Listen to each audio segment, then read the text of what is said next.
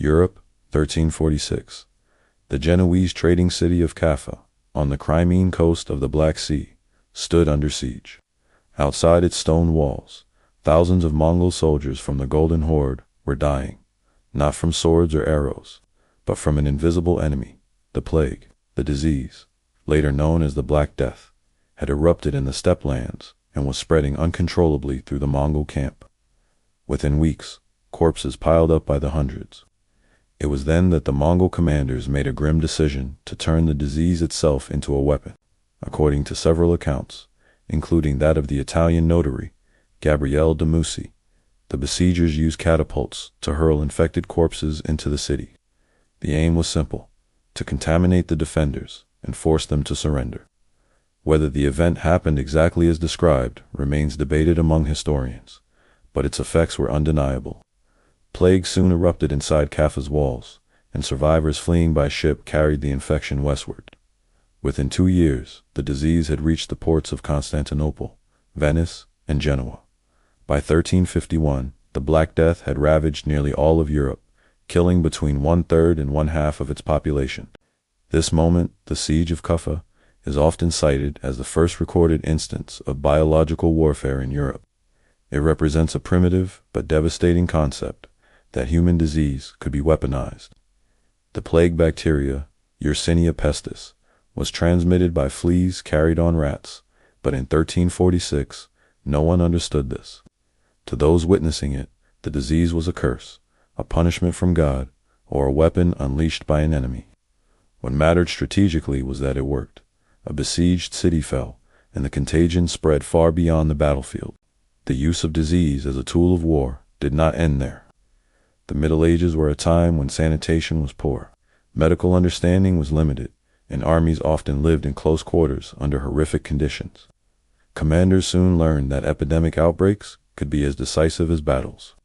Contaminating wells, leaving unburied corpses near enemy camps, or forcing populations into unsanitary conditions became part of siege tactics across Europe.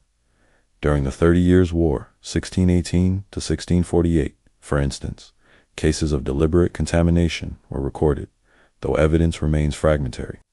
Commanders occasionally used rotting carcasses or waste to pollute enemy water supplies, not through modern scientific reasoning, but through an intuitive understanding that filth and disease spread death. While most of these incidents occurred during wartime, the broader reality was that indigenous or isolated populations within Europe were often the ones who suffered most. Indigenous in this context refers to pre-state or rural communities, Celtic, Sami, Basque, or Slavic groups who lived outside centers of political power. They lacked access to medicine, sanitation, and often political protection. When plague or other infectious diseases were introduced, intentionally or accidentally, their isolation made them particularly vulnerable. One of the earliest indirect examples comes from the repeated waves of plague in northern Europe between the 14th and 17th centuries. Scandinavian and Baltic indigenous populations, such as the Sami in northern Norway and Finland, faced disproportionate mortality rates. Some historical studies suggest that European settlers and military expeditions knowingly carried infected materials into remote territories.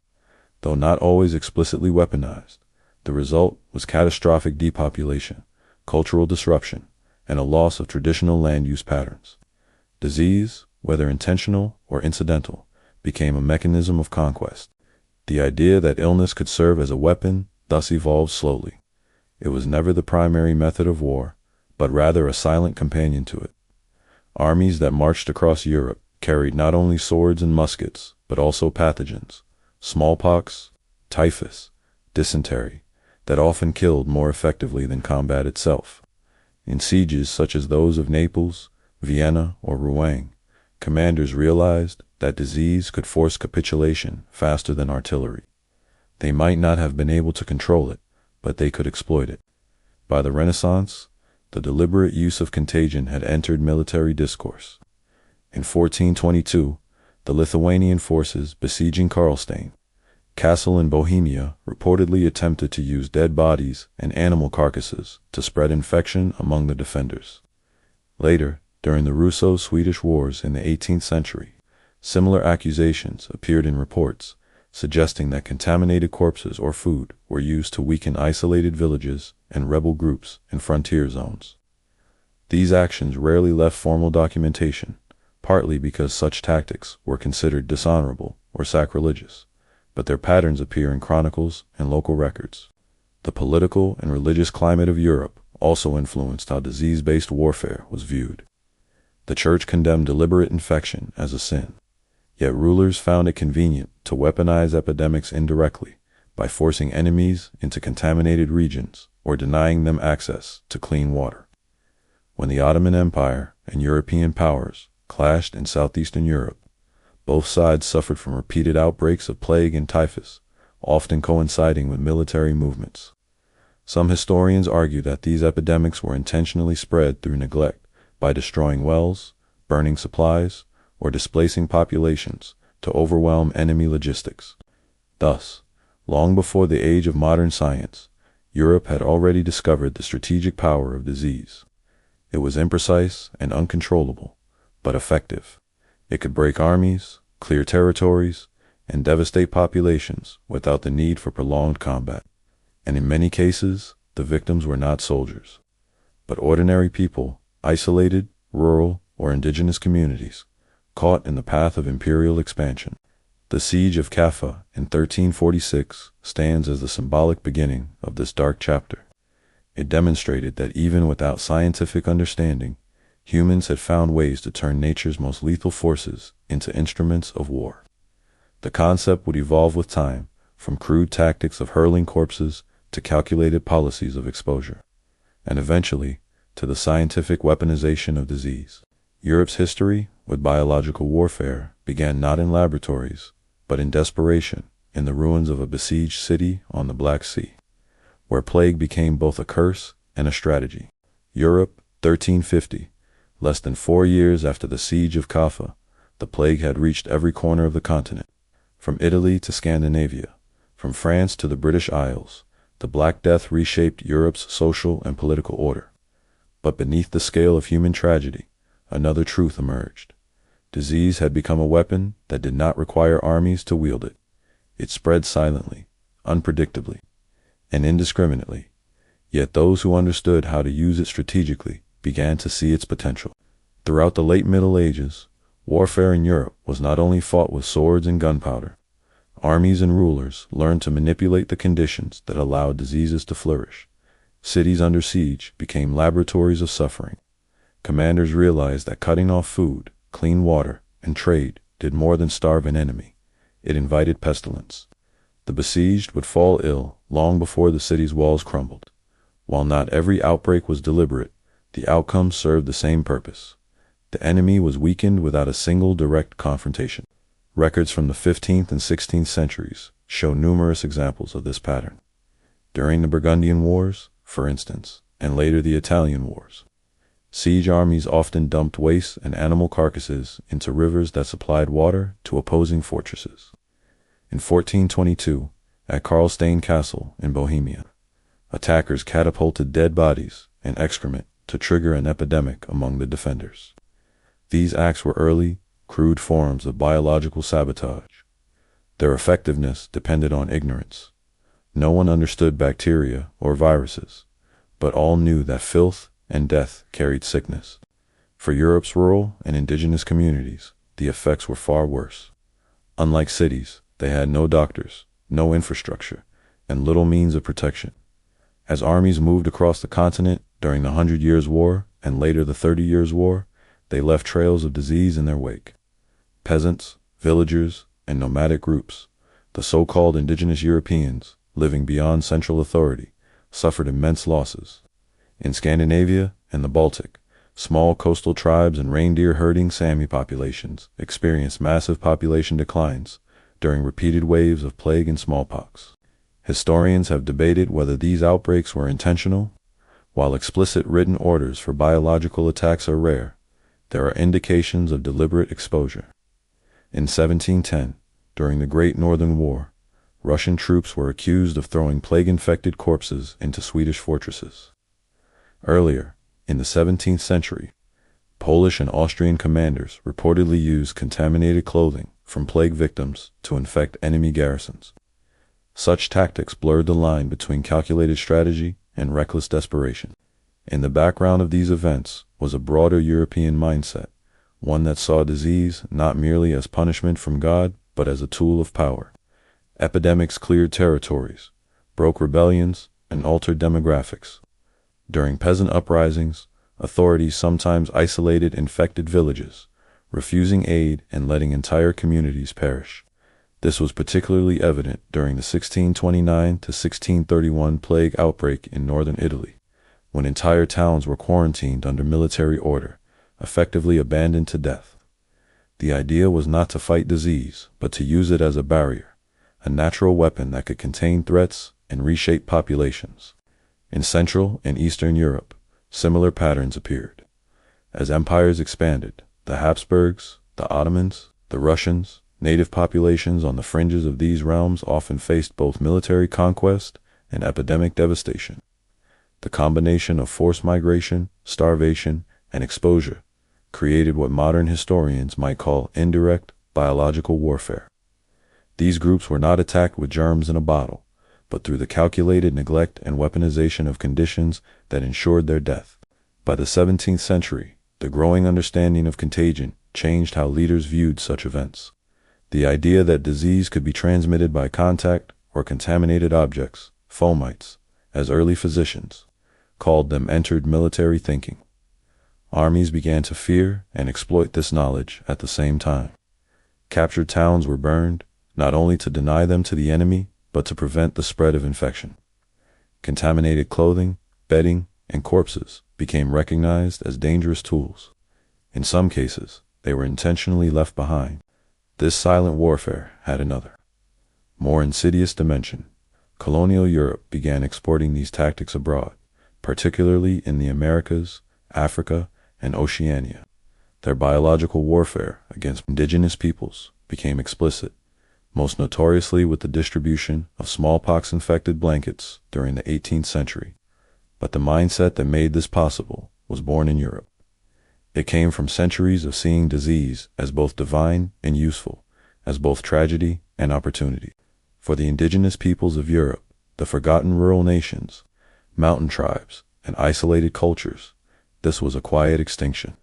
Their loss was not recorded as war, but as plague or famine. Villages disappeared, oral traditions ended, and borders expanded over their graves. The weapon was not a cannon or a sword, but neglected deliberate exposure of vulnerable people to forces that rulers could have contained but chose not to. By the time of the Enlightenment, biological warfare in Europe had become more conceptually sophisticated. Doctors and philosophers began to understand contagion scientifically, but militaries still viewed it pragmatically. Disease was a threat, but also a potential advantage. Armies carried vaccination campaigns for their own troops while leaving enemy populations unprotected. Civilian death, whether from infection or starvation, was written off as collateral. What had begun at Caffa as a desperate siege tactic had, by the 17th century, evolved into a doctrine of silent extermination, one where the state's control of life and death extended beyond the battlefield. And though few would call it biological warfare by modern definitions, its effects were identical: populations erased, lands emptied, and history rewritten through disease. The centuries that followed would bring more science, more precision, and ultimately more deliberate use of biology as a weapon. But the foundations were already laid in medieval Europe's understanding that death could be engineered not only with weapons, but with nature itself. Europe, 1763, the Age of Reason, the Enlightenment, a time when science was supposed to replace superstition. Across the continent, kings sponsored academies, physicians mapped diseases, and the first medical journals appeared. Yet beneath this era of progress, another reality unfolded. The scientific understanding of disease did not end its weaponization, it refined it. For the first time in history, European powers began to comprehend how infection worked, and that knowledge gave them the power to control, isolate, or eliminate entire populations in ways their medieval predecessors could never imagine. While the most infamous examples of deliberate biological warfare appeared in the colonies, such as British officers discussing the use of smallpox-infected blankets against Native Americans. The same mindset existed in Europe. Disease became not only a matter of medicine, but of politics, empire, and social control. For centuries, rural and indigenous European communities had already faced epidemics brought by armies, settlers, or forced displacement. Now, their vulnerability was compounded by policies that used medical knowledge as an instrument of power. In the 18th century, Europe was a patchwork of empires expanding inward and outward. The Habsburgs ruled across Central Europe, the Russians pushed into Siberia and Lapland, and the French and British extended colonial networks across the globe. Everywhere, the contact between dominant states and isolated indigenous peoples followed the same tragic script. Disease preceded conquest. In northern Scandinavia, smallpox decimated the Sami population, with outbreaks recorded in 1701, 1778, and 1810. Missionary and administrative reports from the time reveal a pattern: infected travelers, soldiers, and traders entered remote regions without precautions, spreading contagion that authorities did little to prevent. In some cases, locals were forbidden to leave infected villages, effectively sealing their fate. Elsewhere, during the Austro-Turkish Wars and Napoleonic campaigns, armies weaponized disease through scorched earth tactics. They burned villages, destroyed wells, and left corpses unburied to contaminate the environment. These acts were rarely described as biological warfare, but they used the same logic to make territory uninhabitable for the enemy. During Napoleon's 1812 retreat from Russia, typhus and dysentery spread through abandoned encampments. Russian partisans later used these contaminated zones as traps, driving enemy troops into regions where disease would do the killing. By the 19th century, the industrialization of Europe brought new forms of warfare and new ways to exploit disease. Crowded cities became breeding grounds for cholera, typhus, and tuberculosis.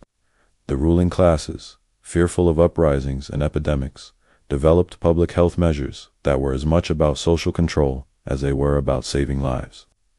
Quarantines and sanitary cordons were imposed on poor or marginalized areas, often targeting ethnic minorities or rural communities. In Eastern Europe, Romani settlements and peasant villages were isolated during outbreaks, while urban elites were evacuated or protected. The language of containment masked a harsh reality. The suffering of the lower classes and indigenous groups was tolerated, even exploited, to protect the centers of power. The cholera epidemics of the 19th century exposed this double standard. In 1831, as cholera swept from India into Europe, officials across the continent implemented harsh quarantine laws. In Russia, peasants accused doctors of spreading the disease deliberately to reduce their numbers. In Britain, rumors spread that the government poisoned wells to cleanse overcrowded cities. Though historians now view these as conspiracy theories, they reflected a real truth. Public health policy was often wielded like a weapon. Entire districts were burned or sealed off, not for treatment, but for containment. Disease became a justification for segregation and suppression. The emerging science of epidemiology also brought a disturbing ethical dilemma. Physicians and military leaders realized that disease could be directed not easily, but strategically. For example, in 1809, British troops in the Peninsular War reportedly left infected prisoners in areas they knew the French would occupy.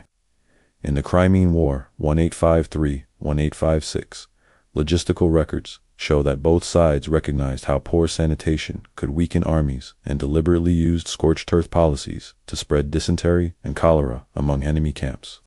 Once again, the line between strategy and survival blurred. At the same time, Europe's expansion into its internal frontiers continued to affect indigenous populations. In the Caucasus, the Russian Empire's conquest between 1817 and 1864 forced mountain peoples, Circassians, Chechens, and others into regions with little food or sanitation. Epidemics followed the deportations, killing tens of thousands. Official records describe these deaths as natural consequences of war, but the pattern was clear. Biological devastation accompanied military occupation. Disease became a silent partner to imperial policy, whether by neglect or deliberate exposure. By the late 19th century, the germ theory of disease, the discovery that microorganisms cause infection, transformed medicine and warfare alike. For the first time, it became possible to imagine biological warfare as a deliberate, scientific act. But even before laboratories turned pathogens into weapons, European powers had already learned how to use disease strategically. They did not need to create new microbes. They only needed to let existing ones spread among populations they considered expendable. The legacy of these centuries of exploitation was profound. The same governments that invested in medical progress for their cities allowed or encouraged epidemics to ravage their colonies and internal minorities. Disease served a purpose. It cleared land, reduced resistance, and justified control. The Sami in the north, the Celtic and Basque communities in the west, the Romani in Central Europe, and the Circassians in the east, all experienced this pattern of biological marginalization. They were not declared enemies of war, but victims of a system that understood how illness could reshape populations. By the dawn of the 20th century, Europe stood at the threshold of industrialized biological warfare. Laboratories in Germany, France, and Britain began to study microbes, not just for medicine, but for defense and, potentially, for attack. Yet the moral foundation for this had already been laid centuries earlier in the plagues, quarantines, and silent extermination that turned disease into policy.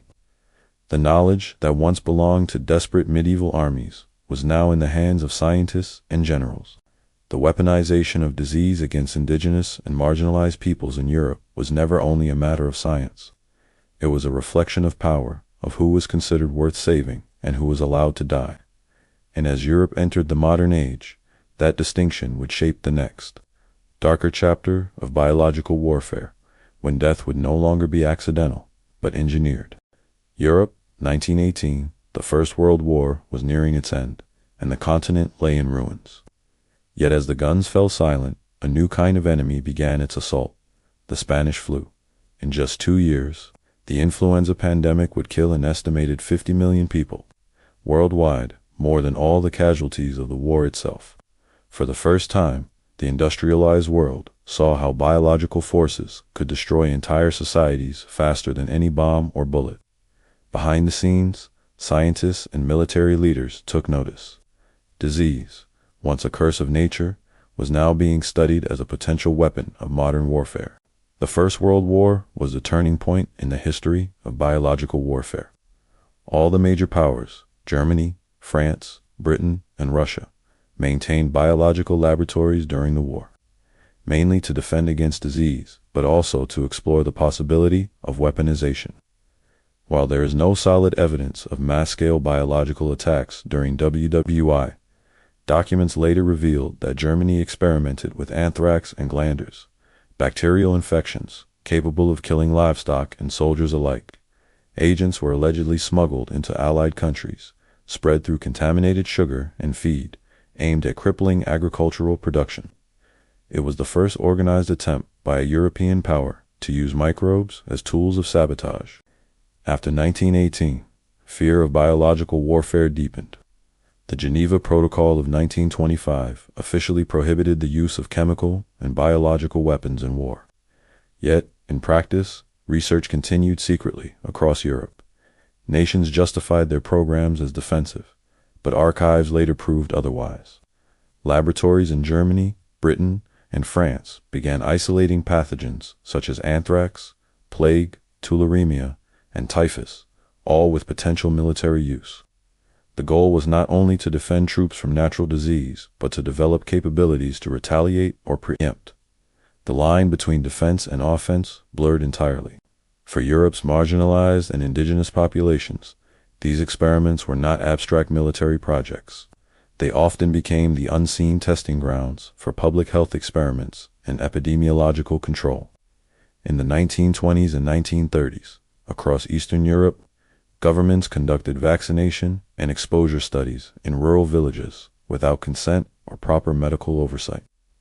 In the Soviet Union, for instance, forced collectivization campaigns coincided with outbreaks of anthrax and typhus in remote areas, many of them inhabited by minority ethnic groups such as the Tatars, Buryats, and Mari. Western Europe was not immune to such abuses. In rural France, Germany, and Scandinavia. Impoverished or isolated, impoverished or isolated, impoverished. Or some provision and military impoverished. Military, subilitary, spilligen. Militaris and celicaris celeris kima and sexen and genets combats and kenxpan spruns finsen kinsen and senix and guan and sensen and sen so and edixan and onions and wick and essa and I and aka work house and when wacko da ko for and I was Vegas so and when it comes in officially, these were health campaigns. Unofficially, they were data collection operations on population level, infection dynamics. When the Second World War erupted in 1939, biological warfare research expanded rapidly. The British established the Porton Down Laboratory, while Germany's Wehrmacht developed the Entomological Institute at Dachau, investigating insects as disease vectors. The Soviet Union, in parallel, built its secret facility at Sverdlovsk. And Japan's infamous Unit 731 began conducting mass-scale experiments in occupied China. While these latter atrocities occurred outside Europe, they were part of a global pattern, the scientific militarization of biology. Within Europe, Nazi Germany's approach to biology and warfare took a far darker form. The ideology of racial purity merged with medical science, producing a system where human life was divided into categories of worth. Concentration camps became centers of human experimentation under the guise of medical research. Prisoners, including Roma, Poles, and Jews, groups considered racially inferior, were deliberately exposed to typhus, malaria, and other infectious diseases to test vaccines and treatments for German troops. These experiments were not acts of battlefield warfare, but crimes of extermination through science. The biological weapon was not the microbe itself. It was the ideology that saw disease as a tool of control and purification. Meanwhile, Allied governments also prepared for the possibility of biological warfare. In 1942, Britain tested anthrax bombs on the island of Groenland, off the Scottish coast. The experiments rendered the island uninhabitable for nearly half a century. The British and Americans jointly studied methods of mass-producing anthrax spores, which could theoretically destroy entire livestock populations or depopulate enemy farmland. Although these weapons were never used in combat, their existence demonstrated a chilling truth. Europe had crossed the threshold from theory to capability. The victims of these programs were often invisible, rural populations, prisoners, or soldiers stationed in remote areas. In Poland, reports surfaced of typhus outbreaks following German and Soviet occupation, where isolation zones were created under the pretext of containment, but effectively condemned inhabitants to die. In France and Italy, partisans hiding in mountain regions faced starvation and disease after. German forces destroyed water supplies and food reserves, triggering epidemics as part of counterinsurgency tactics. The use of biological denial, intentionally blocking medical aid or sanitation, became a silent form of warfare. By 1945, Europe had witnessed both the potential and the horror of biological science turned against humanity. The end of World War II revealed a continent traumatized not only by bombs, but by what had been done in the name of science. The Nuremberg doctors' trial exposed the Nazi medical crimes, revealing experiments with pathogens, vaccines, and sterilization. For the first time, the international community confronted the moral limits of biology in warfare. Yet, even as these atrocities were condemned, both the United States and the Soviet Union secretly absorbed the data and expertise of German scientists into their own biological weapons programs. The legacy of this period extended beyond military laboratories. It reshaped the relationship between governments, medicine, and the public. Biological knowledge had become both a shield and a sword. While post-war Europe adopted the rhetoric of peace and ethics, the infrastructure of biological warfare, the laboratories, the research, the understanding of how disease spreads and kills had already been built. For centuries, Europe's indigenous and marginalized peoples had suffered from disease as a weapon of neglect and conquest. In the 20th century, that weapon became industrialized. No longer dependent on accident or contagion, it could be designed, tested, and stored, awaiting only a command. The biological age of warfare had arrived, not as a distant threat, but as a legacy of Europe's own scientific ambition. The war had ended, but the laboratories stayed open. What came next would determine whether biology would remain humanity's greatest hope or its most efficient instrument of destruction. Europe, 1949, 4 years after the end of the Second World War. The continent was divided by an invisible line, the Iron Curtain. On both sides, a new kind of conflict was beginning. One fought not with open armies, but with secrets, science, and fear. As nuclear arsenals grew, another weapon developed quietly in the shadows: biology. During the Cold War, biological warfare became one of the most closely guarded subjects in Europe, wrapped in secrecy, misinformation, and denial. The immediate post-war years saw the formal creation of new laws to prohibit biological weapons. The 1925 Geneva Protocol was reaffirmed, and European governments publicly endorsed the idea that the horrors of the war should never be repeated. Yet behind the facade of diplomacy, both NATO and the Warsaw Pact countries continued to research biological agents under the justification of defensive preparedness. In reality, it was a race for biological superiority, a silent competition between East and West that used the same scientific foundations laid before 1945. In Britain, the microbiological research establishment at Portondown expanded rapidly, conducting experiments with anthrax, tularemia, and plague. Field tests were carried out in the Scottish Islands and remote coastal areas. Declassified documents later revealed that, in 1952, clouds of harmless bacteria were released off the Dorset coast to study how biological aerosols spread, a simulation of what a real attack might look like. Though these tests were described as safe, they showed that the British government had quietly accepted the possibility of biological warfare on European soil. On the other side of the continent, the Soviet Union transformed its wartime biological programs into a vast network known as biopreparate. Laboratories across the USSR and Eastern Europe worked on anthrax, smallpox, and plague, officially for vaccine research, but in reality for weaponization. Some of these facilities were built in the Baltic states and Ukraine, within reach of Western Europe. The Soviet doctrine saw biological weapons as the poor man's nuclear deterrent, a way to inflict massive damage without atomic bombs. In 1979, an accidental release of anthrax from a Soviet military lab in Sverdlovsk killed dozens of civilians, exposing the danger of such programs despite decades of denial. Throughout the 1950s and 1960s, European scientists wrestled with the moral dilemma. The same microbiology that cured diseases could be used to create new ones. Universities and research centers that had once focused on public health now found themselves linked to military funding. Across both blocs, Dulio's research studies that could serve both civilian and military ends became common. Laboratories developing vaccines for livestock diseases like foot and mouth or anthrax also held classified projects on how to preserve pathogens for long-term storage or aerosol dispersal.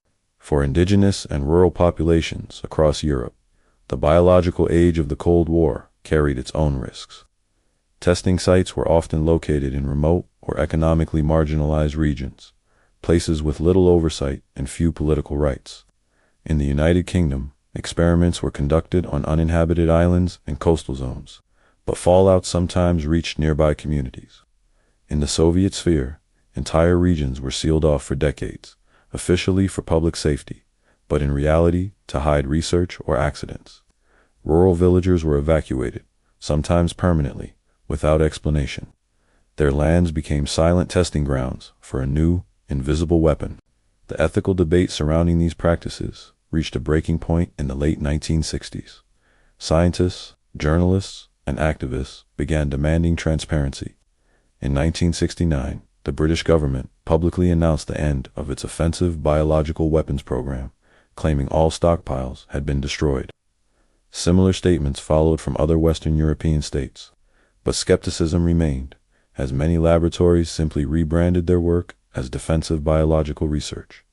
Meanwhile, in the East, the Soviet Union continued its own programs under deep secrecy well into the 1980s. The Biological Weapons Convention, BWC, signed in 1972, was meant to end this era of hidden research. It banned the development, production, and stockpiling of biological and toxin weapons. All European nations signed it. Yet the treaty had one critical flaw. It lacked enforcement mechanisms. No inspections, no oversight, no verification. It relied entirely on trust, and during the Cold War, trust was a luxury no one possessed. By the late 20th century, the threat of biological warfare had evolved from battlefield deployment to something more insidious: the potential for accidental release, terrorism, or covert experimentation. Europe's own history with biological weapons was buried under layers of denial and classification. When the Iron Curtain fell in 1989, declassified documents from the former Eastern Bloc revealed the scale of these programs. Entire factories dedicated to producing weaponized anthrax and smallpox, test sites across Eastern Europe, and even attempts to engineer antibiotic-resistant strains of known diseases. The legacy of these decades left deep scars. While Europe never experienced a large-scale biological attack, it had lived for generations under its possibility. The fear of invisible warfare, a disease that could spread silently through air, water, or trade, became part of the Cold War psyche.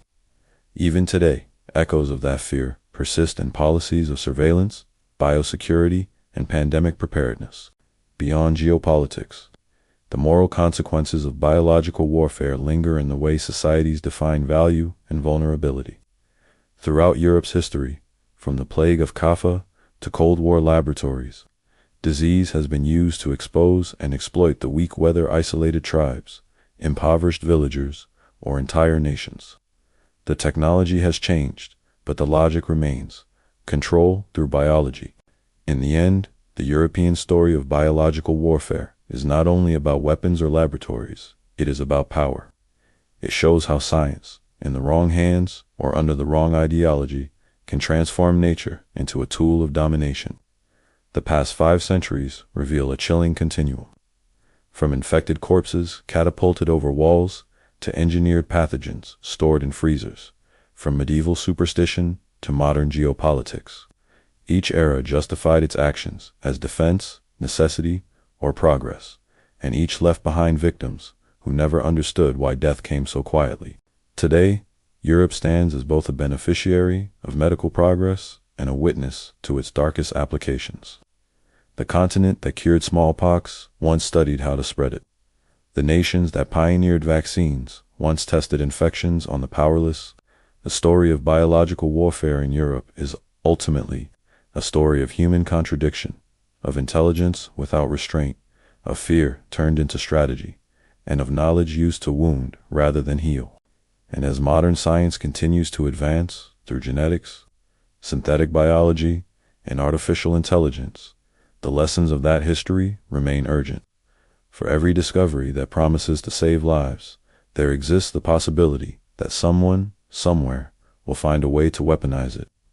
The ghosts of Caffa, of Porton Down, of Sverdlovsk, still whisper the same warning: the line between medicine and warfare is thinner than we think.